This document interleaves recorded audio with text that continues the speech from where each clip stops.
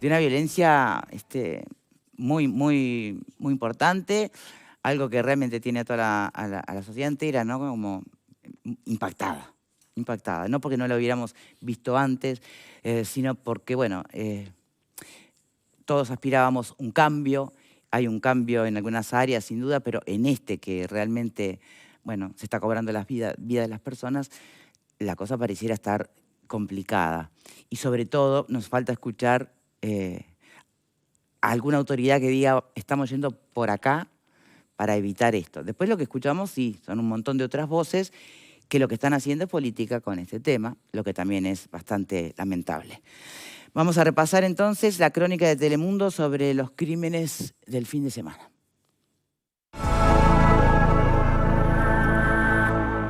Fueron 4 las personas asesinadas en Montevideo durante este fin de semana. El último de los homicidios ocurrió este domingo por la tarde, en el barrio Jardines del Hipódromo.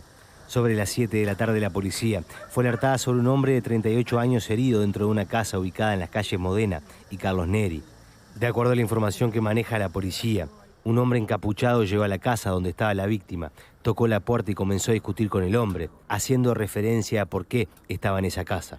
Esta persona había llegado hace poco al barrio y a la casa donde se encontraba. En determinado momento la persona encapuchada sacó un arma y le disparó. La víctima fue al cuarto agarrándose el pecho a pedir ayuda y cayó. Más tarde se constató su fallecimiento. El homicida huyó del lugar. Los investigadores de Zona 3 están a cargo de este homicidio. La víctima tenía 6 antecedentes penales, el último por violencia doméstica, según informó la policía Telemundo. El sábado de noche, en tanto, un hombre de 48 años fue asesinado de varios disparos en el barrio Santa Catalina. Según indicaron fuentes del caso Telemundo, la víctima estaba realizando una estufa leña en un lugar y salió con 500 pesos y dijo que iba a buscar a una amiga y venía. En ese trayecto le dispararon varias veces en la cabeza y en el cuello. Su hijo lo trasladó a un centro de salud donde se constató su fallecimiento. La víctima no tenía antecedentes penales y los investigadores de Zona 4 indagan el móvil de crimen. Esa misma noche, pero en Bella Italia, un hombre de 34 años fue asesinado en el barrio. El crimen ocurrió cerca de las 11 de la noche en Pasaje Manuel Pérez Curis y Torremolinos. La víctima tenía 3 antecedentes penales, el último por rapiña. El cuarto homicidio ocurrido el fin de semana fue en Manga, donde un hombre de 41 años fue hallado en una cuneta con 2 disparos en la ingle. El cuerpo estaba a la altura de Camino Boisolanza y Avenida Don Pedro de Mendoza. La víctima tenía 2 antecedentes penales. Investigadores de Zona 3 y 4, donde ocurrieron todos los homicidios de fin de semana, trabajan para poder esclarecer los crímenes y detener a los responsables. Bien, y nos está acompañando el catedrático de Derecho Penal y director del Instituto de Derecho Penal y Criminología de la Facultad de Derecho de la Universidad de la República, Germán Aller. Muchísimas gracias por estar aquí con nosotros. Un gusto estar con ustedes aquí hoy. Sí, y en esta fecha, además, tan importante para todos los uruguayos, ¿no? Sí, bueno. Perdón, uruguayos no, entrerrianos y todos los demás que quedaron fuera. No hay del que combo, olvidarse ¿no? cuáles eran los objetivos de Artigas, sí, ¿no? Pero bueno, eso a veces lo dejamos de lado. No definió a este país como su patria. Eso está claro históricamente. Pero bueno, somos lo que somos, ¿no? ¿Y qué somos, Germán Aller? Bueno, porque no estamos sé, complicadísimos. tengo temor. ¿Qué somos? Hoy sí vale hablar, che, ¿de qué nos autopercibimos cómo? Porque somos una cosa y nos autopercibimos de otra. ¿Qué está pasando? Somos díscolos y rebeldes, y eso a mí en lo personal me encanta. Es uno de los rasgos lindos del uruguayo. Violentos también. Bueno, sí, está bien, pero ese es el tema que nos convoca ahora. Pero somos díscolos y eso no es malo. Hemos tenido esa rebeldía, un país chiquito, de poca población, en medio de gigantes y que su fortaleza es el derecho. Eso está claro. Y eso es lo que hay que tratar, además del ganado y todo lo demás, y el turismo. Pero hay que fomentar eso, esa estructura jurídica. Bien. Es lo que quiso Artigas, si revisamos hasta las instrucciones que no las escribió él. Te hablar de Artigas, está bien, pero en realidad lo hemos llamado yo por preferiría otro tema, hablar de Artigas, pero bueno. No, lo lamento. Como no me dan a elegir... Y no porque tengamos nada en contra del prócer, no, en lo absoluto. No. Simplemente que él también, Artigas, hoy, si estuviera sentado acá, estaría preocupadísimo también, por el aumento de los homicidios. Don Damaso. ¿Por qué estamos asistiendo a tanto homicidio? Este tipo de cuestiones, así como el programa de ustedes y lo mediático, saltan por estas coyunturas o momentos pico de cuando se dan una suma de homicidios. Y es lógico, no solo por la prensa, sino por la ciudadanía. En realidad el problema es un problema cotidiano, aun cuando haya bajas o cuando haya quietud. El problema que nosotros tenemos, yo revisaba algunos datos porque, bueno, a veces si no la memoria a uno le puede fallar, ¿no? el Alzheimer viene avanzando. Pero la verdad es que para hacer una fractura, un análisis medianamente serio estadístico, arrancando en este siglo, digamos, en el 2006 tuvimos un gran pico de homicidios. No es como el de ahora, pero es un pico importante, hay una elevación importante. En el 2012, después 2018, y fíjense que acá no estoy hablando para nada de gobiernos específicamente, porque le va a caer el sallo a unos cuantos. Sí. Y después en el 2022. No meto en esto todavía el 2023 porque técnicamente estamos en la mitad del año. Cerrarlo ahora sería apresurado. Podría pasar que aumente mucho más en el segundo semestre o que disminuya mucho más. Creo que ninguna de las dos cosas van a pasar así, que va a haber matices.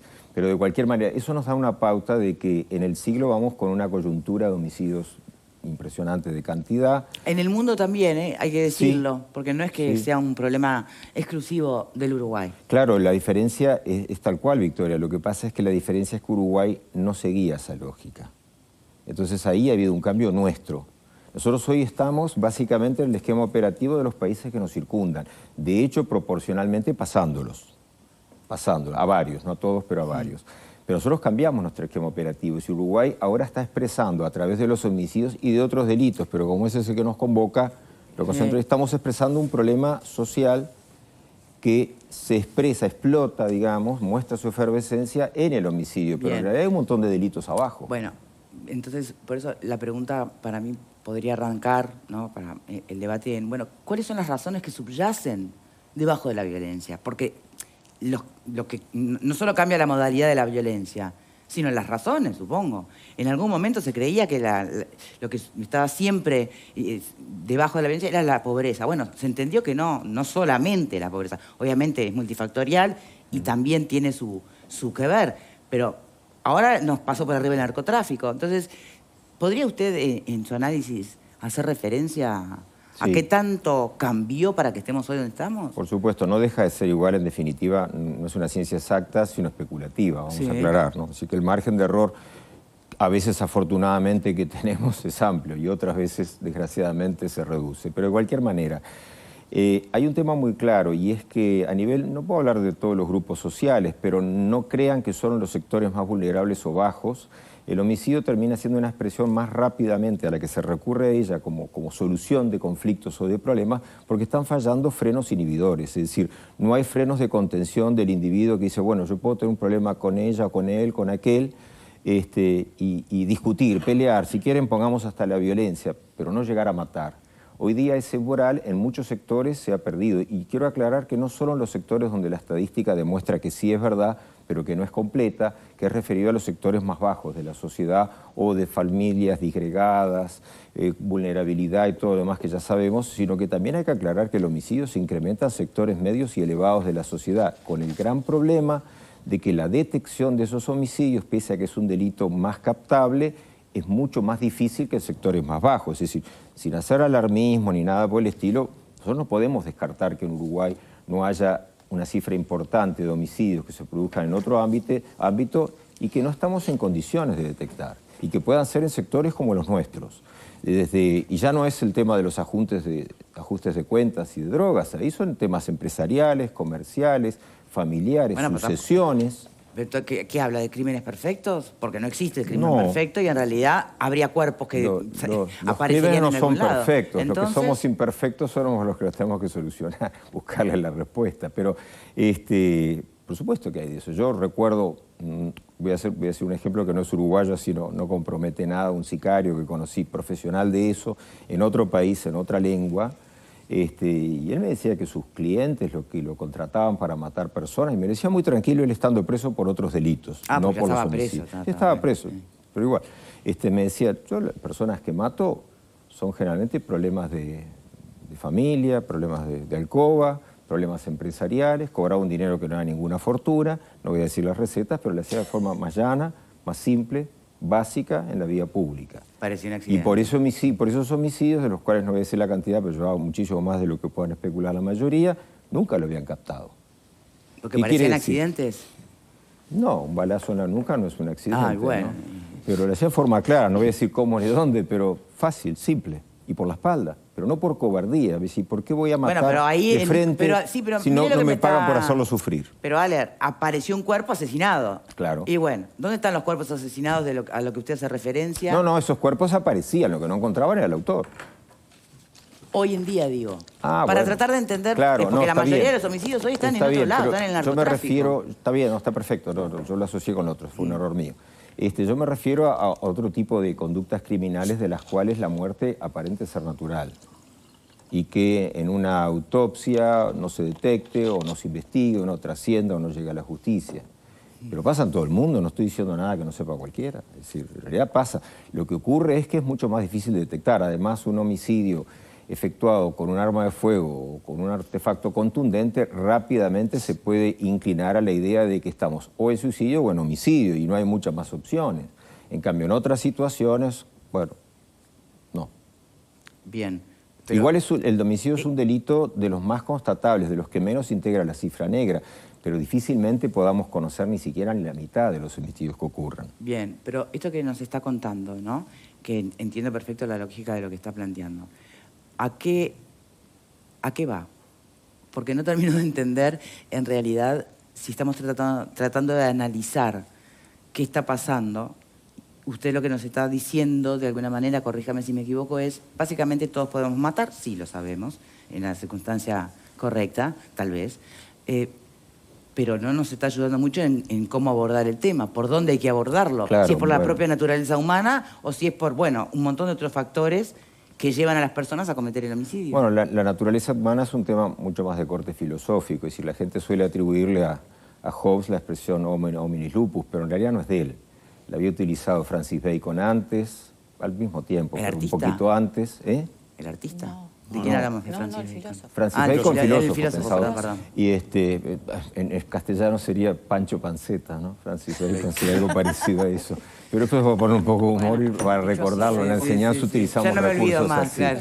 Así no se olvida más.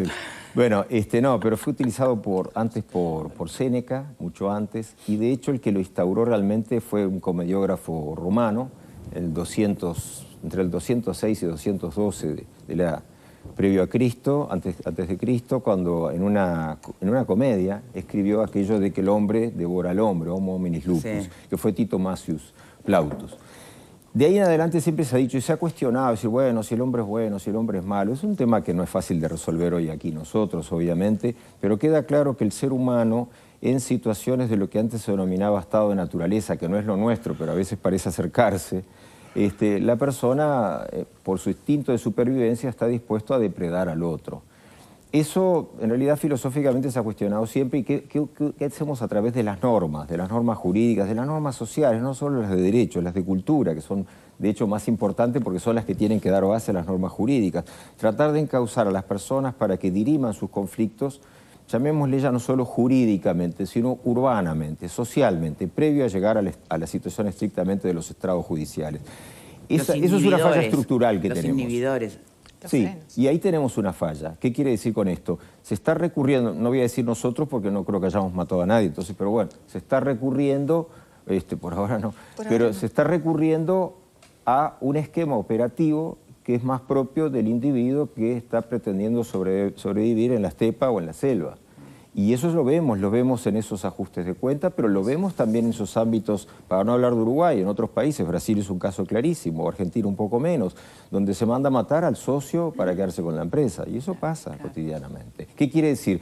No solo que no están funcionando esos frenos inhibidores, muy detectados ya desde Francia, mitad del siglo pasado, sino lisa y llanamente que además de eso hay una especie de desprecio o de desdén por la vía de resolución social, cotidiana, humana, de los conflictos. Entonces, cuando Hobbes, no en el Leviatán, como suelen decir muchos, porque no leyeron el Leviatán, porque no está en el Leviatán, cuando habló del Homo hominis lupus en Decibe, en 1642 por ahí, él lo que se refería no es que el hombre es bueno o malo, a lo que se refería es que el hombre, sin reglas que lo ordenen, sin pautas sociales, culturales, etcétera, puede volver a un estado que no es natural a él, sino que lo fuerza, a un estado, me refiero no de país, sino a la situación, que lo fuerza a tener reacciones en las cuales subyugue a los demás. Y también es verdad que el ser humano, y nos cabe a todos ese asunto, ¿no? Es mucho más depredador de lo que son la mayoría de los animales. somos mucho más depredadores. Por lo tanto, no es un tema de luchar contra instintos, sino de reforzar pautas culturales que parecía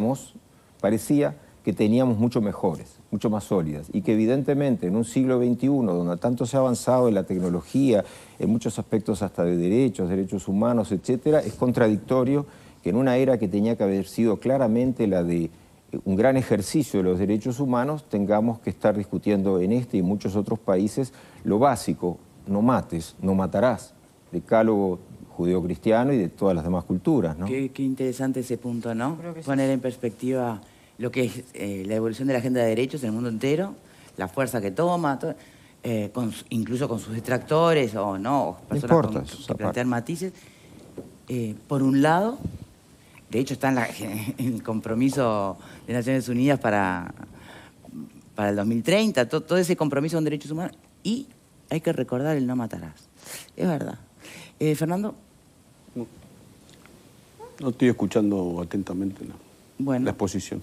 No Marta. tengo nada para agregar. A ver, hay algunas cosas que sí me gustaría señalar. Yo creo que nosotros hemos tenido una suerte de decadencia porque hemos perdido los referentes tradicionales. La Iglesia era un referente que ordenaba la sociedad. La Iglesia cayó por todos los temas de abuso sexual. El Estado era un referente y el Estado también ha caído por todas las denuncias de corrupción que hay. Y los padres eran el otro referente que de alguna forma ayudaba con esos frenos inhibidores. Y está un poco desdibujada el tema de la estructura familiar. Entonces, yo creo que por ahí viene un poco el fracaso de los frenos que tienen las personas al momento de resolver los conflictos. Pará, estás diciendo algo importante. ¿Alguien está de acuerdo con lo que dice Marta? Che, ¿qué les pasó? ¿Se me durmieron? No, estamos razonando porque No. puso muchas cosas juntas, Ale, ¿no? los bajaste a un Estoy nivel pensando, de reflexión que Yo antes de quedaron... entrar me pedí un café, me dieron el café, tomé el café y ahora estoy respecto a lo que disfrutando. dice- Denle a todos el mismo café que tomó, por Respecto a lo que favor, dice Ale, Ustedes estoy hacen la 100% de publicidad. acuerdo. Me la complicó un poco más Marta respecto a las causas de si fondo. querés- ¿no? Bueno, pero viste, está bien, es un punto, nunca se trajo Sí, sí, ese sí, punto, por Si querés, ejemplo. si querés te lo amplío. A ver, ver. ¿qué pasa? El ser humano tiene la agresión propia. Una cosa es la agresión, otra cosa es la violencia. Es normal que si vos te sentís atacado, reacciones. El problema es la violencia cuando vos reaccionás agresivamente sin tener un estímulo enfrente. Entonces, ¿qué es lo que hace cuando vos insertás un niñito en una vida familiar? Se le enseñan hábitos y costumbres. Y se le enseña a respetar ciertos parámetros. Esos parámetros hoy están desdibujados por las razones que dije.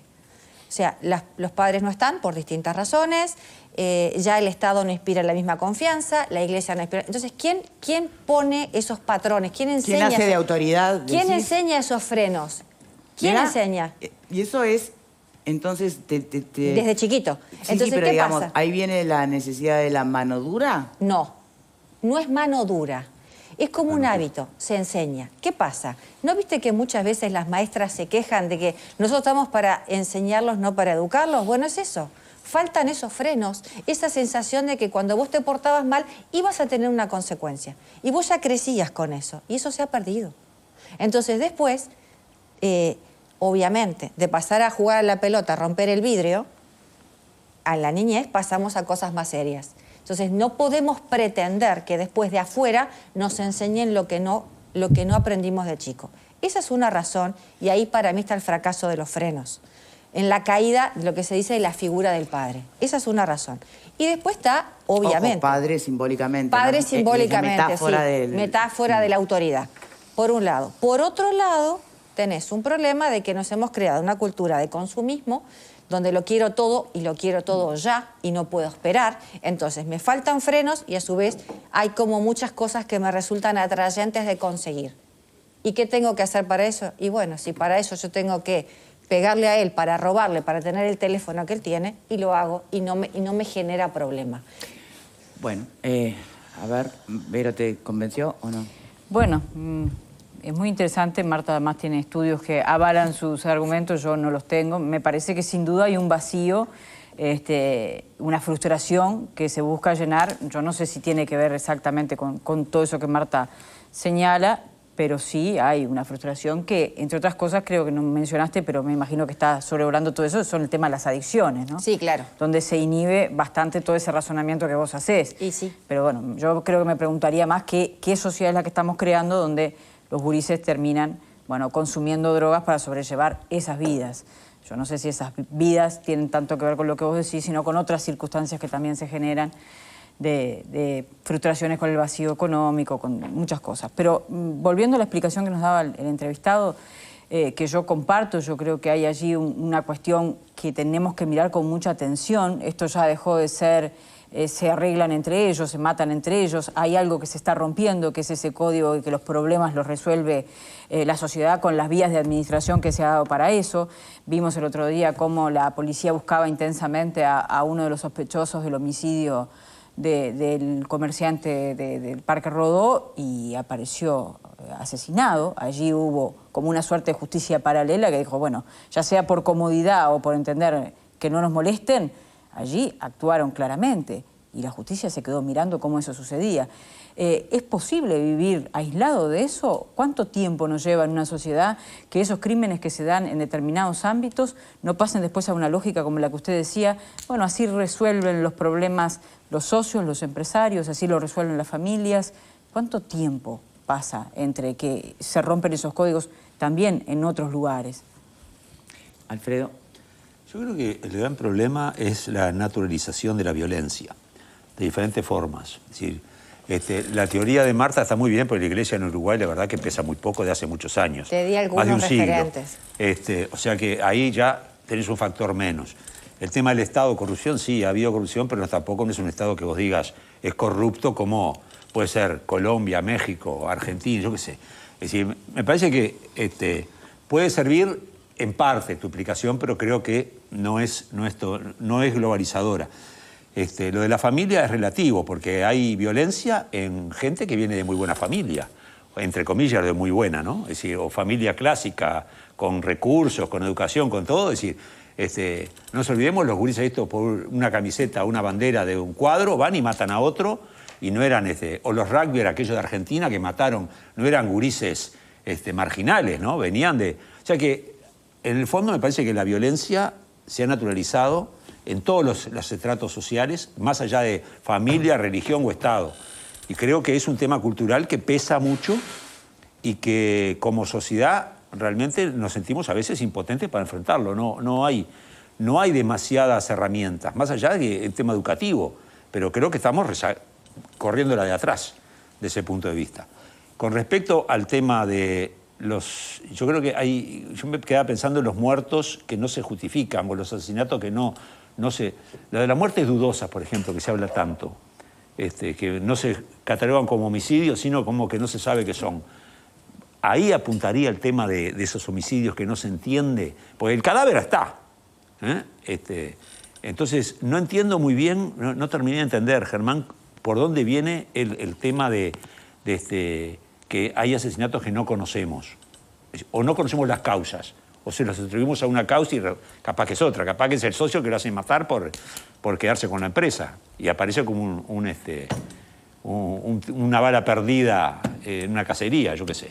No sé, eso no me quedó claro de tu planteo. Sí, claro. Te explico.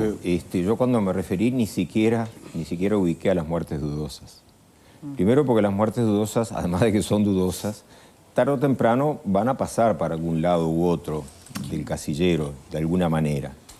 No, yo me refería si siquiera a algo más preocupante que lo de las muertes dudosas, y es el hecho de personas que mueren. No podemos hablar de cifras, es un plano, como dije antes, especulativo.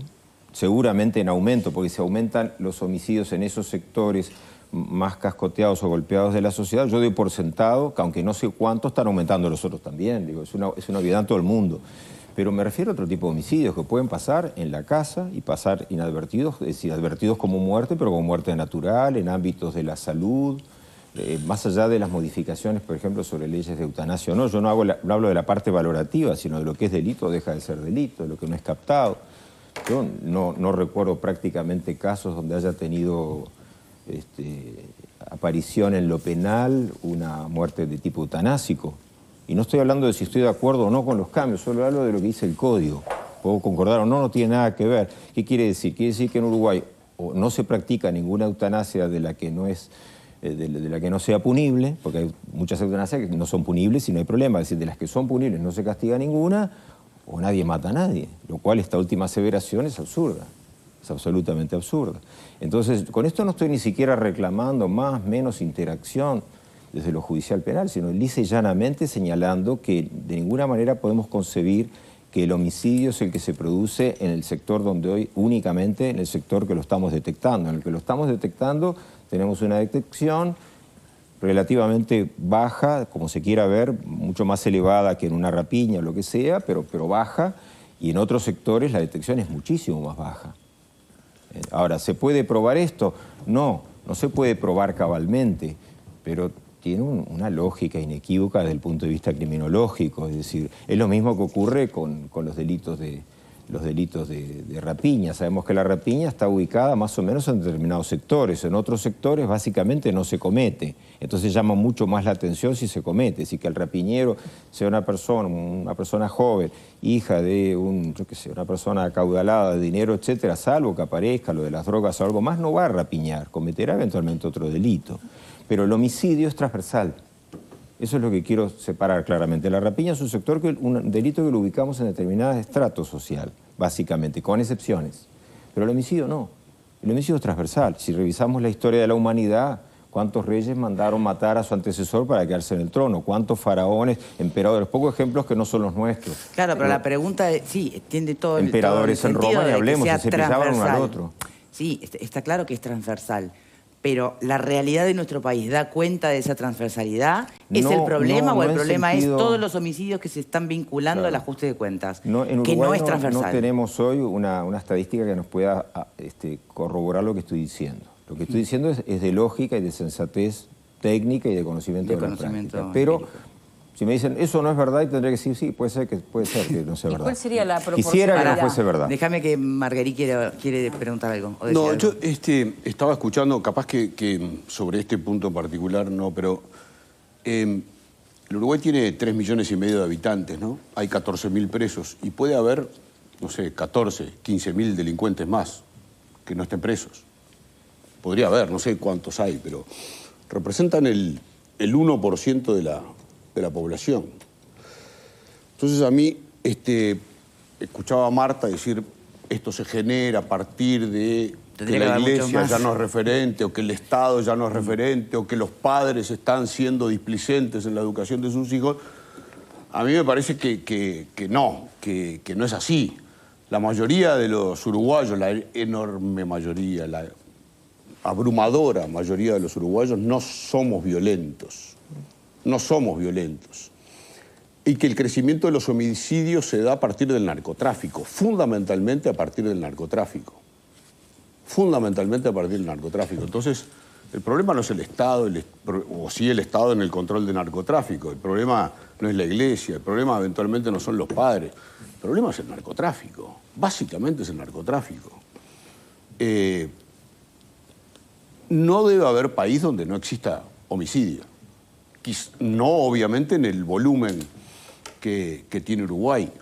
Pero yo no diría que el Uruguay es una sociedad violenta, al contrario. Es una sociedad tremendamente pacífica. En la mayoría de las concentraciones populares, sea en el Estadio Centenario o en festivales, no pasa absolutamente nada. No pasa absolutamente nada. A mí me parece que calificar a la sociedad uruguaya como violenta es una desproporción, evaluándola por 400 homicidios, que son altos los homicidios, pero también es alto el nivel de narcotráfico que hay en Uruguay, de microtráfico. Y también de narcotráfico, porque acá tuvimos un González Valencia, que hubo que extraditarlo, tuvimos un Morábito, se le entregó un pasaporte a un narco en Dubái, gente que estuvo presa por traficar cocaína en soja por el puerto y que salió. Gente que estuvo también detenida porque le encontraron cocaína en el origen, en un establecimiento agropecuario.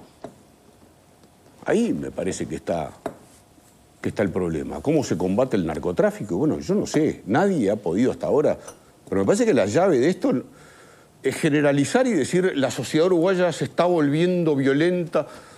Yo creo que no. Yo creo que no hay violencia.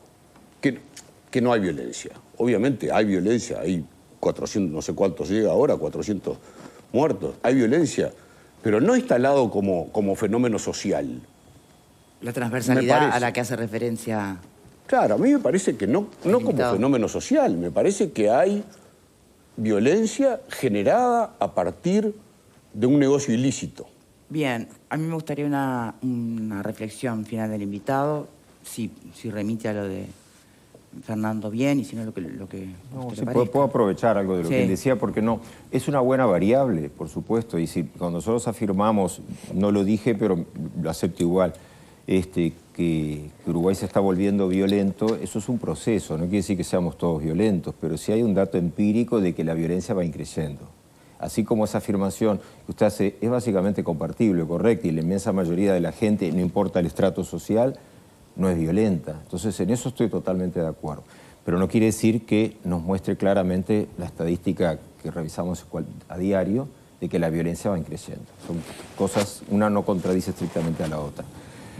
Después, me parece también importante, digamos, tomar en particular consideración que el hecho de un incremento de violencia debemos atajarlo por lo menos cuando llega a esos extremos. Es decir, si nosotros lográsemos contener que la violencia fuese canalizada en otro tipo de actividades, porque las personas podemos, me incluyo como cualquiera, haciendo deporte o lo que sea, ser violentos y elegir actividades incluso profesionales que impliquen cierta violencia, la violencia legítima, no la ilegítima, no toda violencia es ilegítima. Que la persona sea violenta no necesariamente es un factor negativo.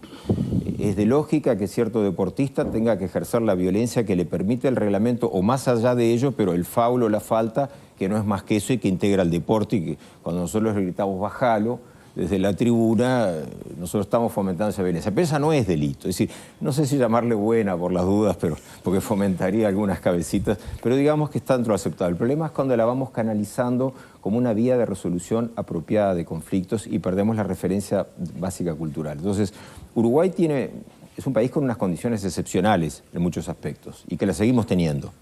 Pero es verdad que cada vez estamos propendiendo en distintos sectores sociales a ese problema de violencia. Cuando Marguerite refería a lo del micro y macro narcotráfico, pero pensemos en el micro, es cierto, pero hay que tomar en cuenta que el problema en sí, aunque ese sea lo visible, el verdadero problema no es que el individuo consuma drogas y que otro las compre porque quiere consumir o que empiece a consumir porque alguien se la vende, invirtiendo en la cosa. El verdadero problema es que hay gente que recurre a las drogas porque no puede enfrentar su vida cotidiana. El verdadero problema, por eso el policía, el ministro de Interior, no hablo de Uruguay ni de Género, hablo en el mundo, cuando pretende acabar con ese problema, acaba de establecer su partida de defunción, porque no puede resolver el conflicto, porque el verdadero conflicto no es el sinvergüenza, ese sátrapa que le vende la droga o que la produce a otra persona. El verdadero problema es que, voy a decir, yo no consumo esas porquerías, pero consumo otras cosas no.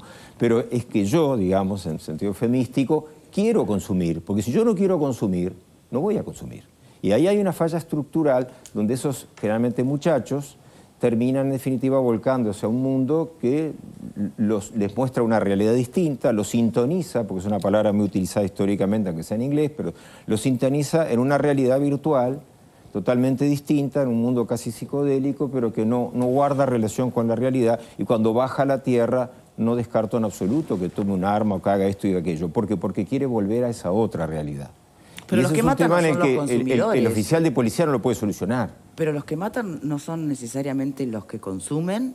Digo, de hecho, no son.